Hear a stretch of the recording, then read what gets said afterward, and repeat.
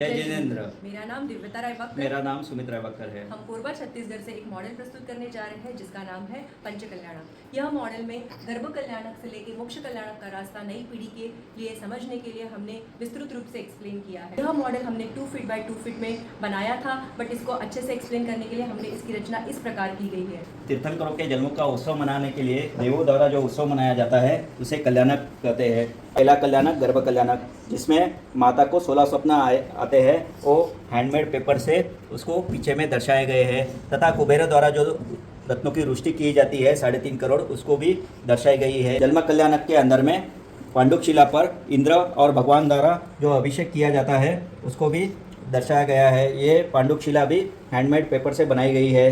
तथा पीछे में माता और पिता को भी दर्शाया गया है। जो पहाड़ पीछे में बना है उसको भी पत्थरों के ऊपर पेपर को लगाए हुए उसकी रचना की गई है। दीक्षा कल्याणक, दीक्षा कल्याणक में जब तीर्थंकर दीक्षा लेते हैं उनका केश लोचन भी दर्शाया गया है।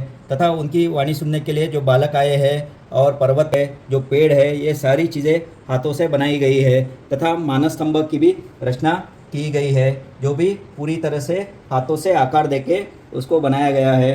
केवल ज्ञान कल्याणक के अंदर में जब केवल ज्ञान तीर्थंकरों को प्राप्ति होती है उसे दर्शाया गया है। और उसको सुनने के लिए जो पशु पक्षी जैसे कि हिरन और शेर को भी इसके अंदर में दिखाया गया है।